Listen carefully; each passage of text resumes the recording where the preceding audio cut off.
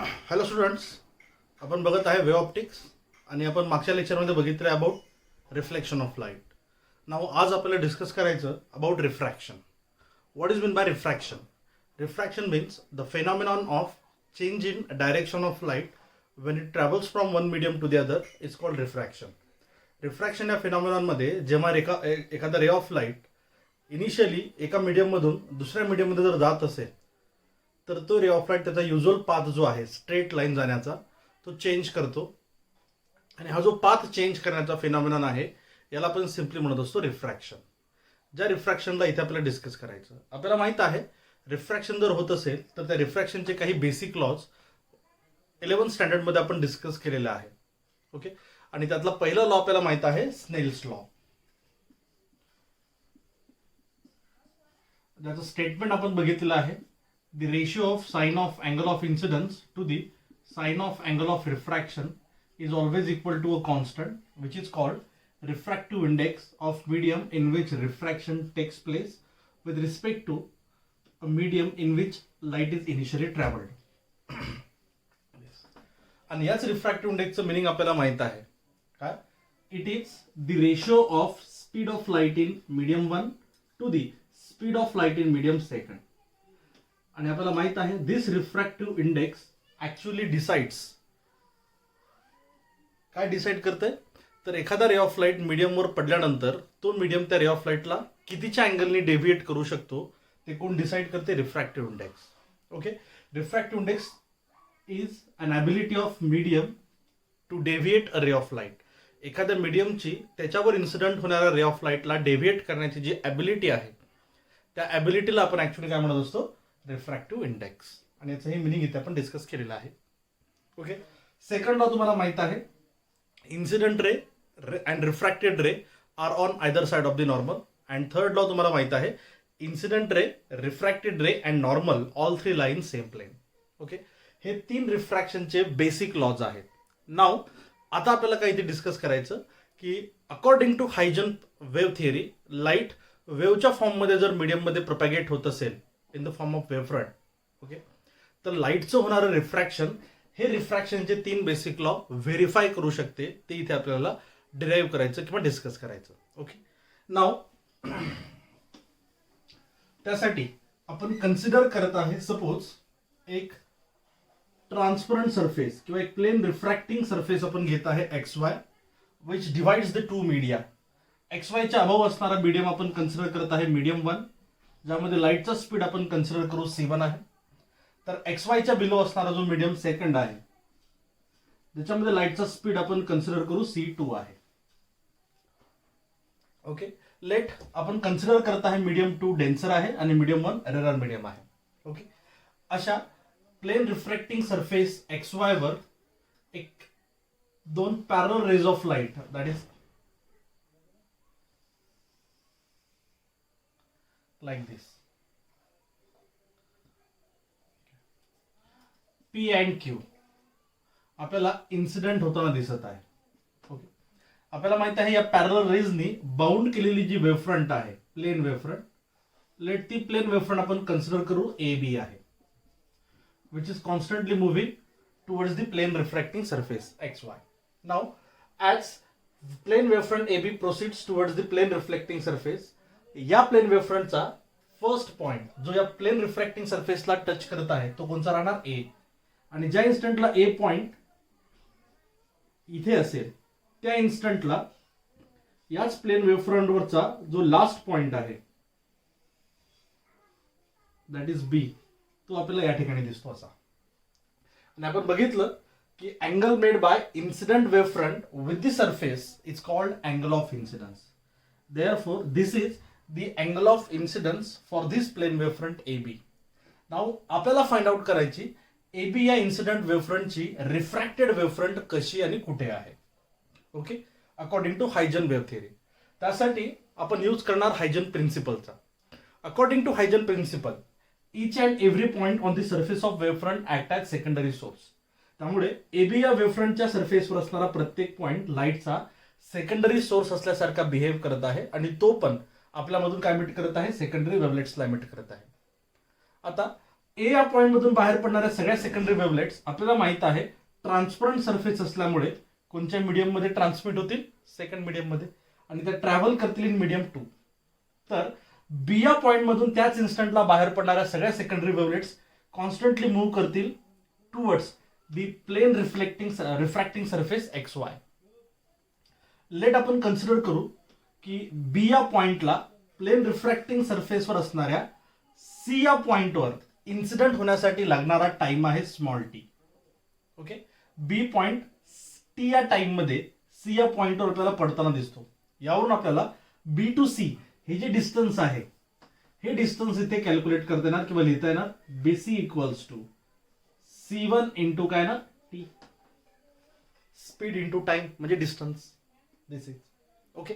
याचा अर्थ बी या पॉइंट मधून बाहेर पडणाऱ्या सगळ्या सेकंडरी वेव्हलेट्स स्मॉल टी टाइम नंतर बी पासून कुठपर्यंत गेल्या, सी पर्यंत. In the same time small T A मधून बाहेर पडणाऱ्या सगळ्या सेकंडरी वेव्हलेट्स आपल्याला माहिती आहे कोणत्या मीडियम मध्ये प्रोपॅगेट होत आहे, सेकंड मीडियम मध्ये, की ज्या मीडियम मध्ये लाईटचा स्पीड कसा आहे, खूप कमी आहे, कारण डेन्सर मीडियम आहे. त्यामुळे in the same time small T the secondary wavelets emitted by point A travels with a speed of C2 up to a distance of C2t. त्यामुळे ए या पॉइंट मधून बाहेर पडणाऱ्या सगळ्या सेकंडरी वेव्हलेट्स स्मॉल टी या time मध्ये C2 या स्पीडने मॅक्सिमम डिस्टन्स ट्रॅव्हल करताना दिसतील आपल्याला C2t. त्यामुळे त्या सगळ्यांची पोझिशन काय आहे ते इथे आपल्याला फाइंड आउट करायचं.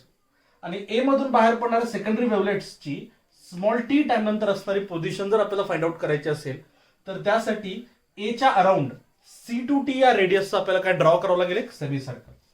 त्यासाठी आपण ए च्या अराउंड C2t या रेडियसचा एक सेमी सर्कल इथे ड्रॉ केला सपोज.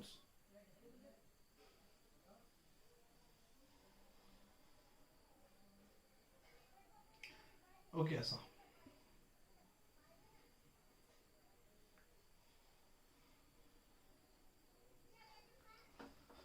ओके, दॅट मीन्स इथे आपल्याला सांगता येणार की बी टू सी हे डिस्टन्स C1t आहे. तर ए मधून बाहेर पडणाऱ्या सेकंडरी वेव्हलेट्स या सेमी सर्कलच्या आर्क पर्यंत आल्या. याचा अर्थ स्मॉल टी या टाइम नंतर बी मधून बाहेर पडणाऱ्या सेकंडरी वेव्हलेट्स सी पर्यंत आहे, तर ए मधून बाहेर पडणाऱ्या सेकंडरी वेव्हलेट्स या सर्कलच्या आर्क पर्यंत आहे. त्यामुळे या स्मॉल टी या इन्स्टंटला तयार होणाऱ्या नवीन वेव्हफ्रंटची जर पोझिशन आपल्याला काढायची असेल तर according to third statement of Huygens principle that a tangent drawn to all these secondary wave at any instant gives us the position of new wavefront at that instant. त्यामुळे small t या इन्स्टंटला C पासून या सेमी सर्कलला draw केलेला tangent जो असा असेल आपल्याला दिसेल, हा रिप्रेझेंट करत आहे नवीन वेव्हफ्रंटची position at an instant of small t. याचा अर्थ एबी या वेव्हफ्रंटच्या बाद स्मॉल टी टाइम नंतर तयार होणारी वेव्हफ्रंट कोणची आहे, सी, आणि हा पॉइंट आपण अज्युम करू सपोज डी, सी डी आहे. आणि हीच आपली काय आहे, ट्रान्समिटेड वेव्हफ्रंट आहे और रिफ्रॅक्टेड वेव्हफ्रंट आहे. आणि याच रिफ्रॅक्टेड वेव्हफ्रंटने सरफेस सोबत तयार केलेला अँगल म्हणजे काय होईल, angle of refraction R. Therefore AB या इन्सिडेंट वेव्हफ्रंटची रिफ्रॅक्टेड वेव्हफ्रंट जी आहे ती इथे आपण आता ड्रॉ केली विच इज सी डी. आता याच रिफ्रॅक्टेड वेव्हफ्रंटचे आपल्याला ड्रॉ करता येतील rays of light.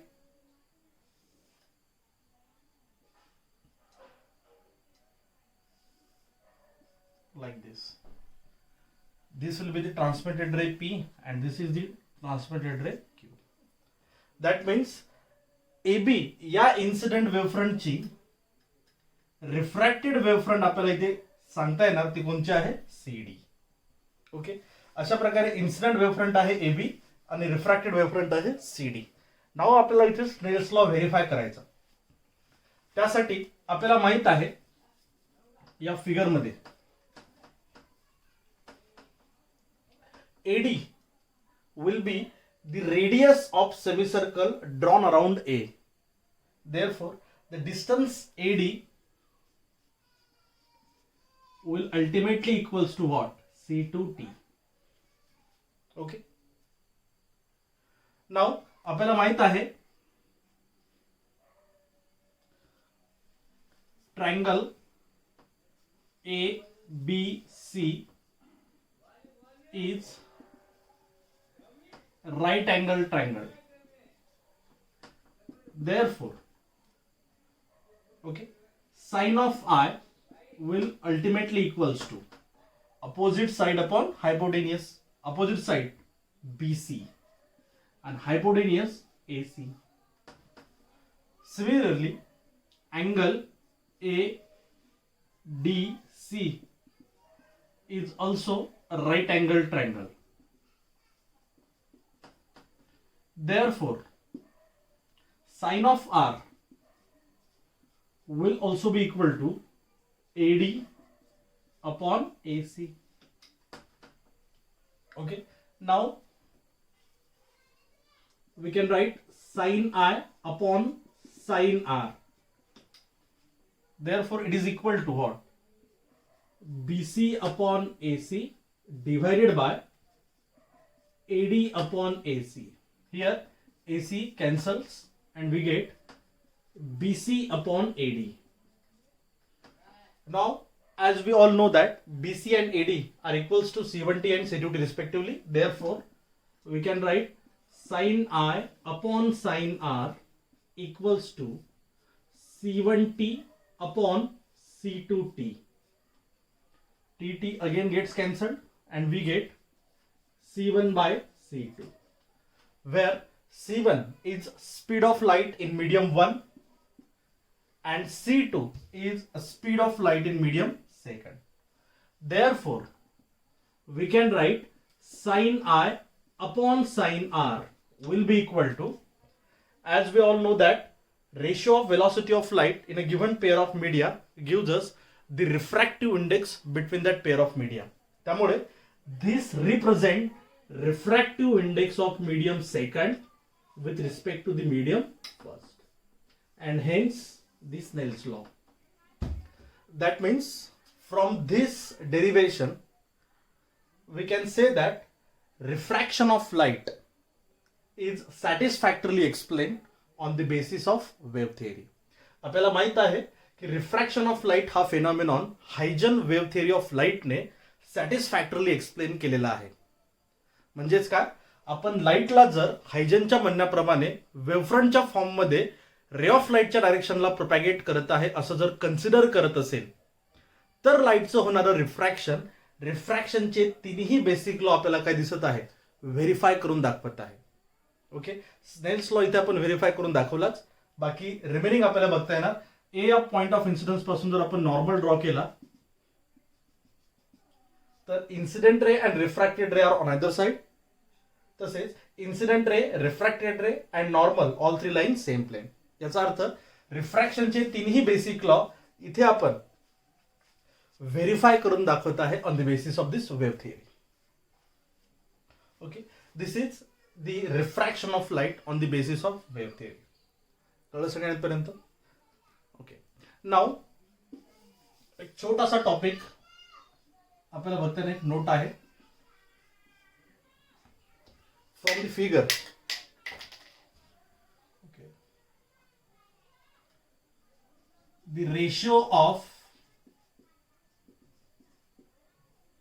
width of incident to refracted wavefront. Okay, now AB, length AB gives us the width of incident wavefront. Therefore, AB divided by, now CD gives us the width of refracted wavefront, that is CD, will be equal to what?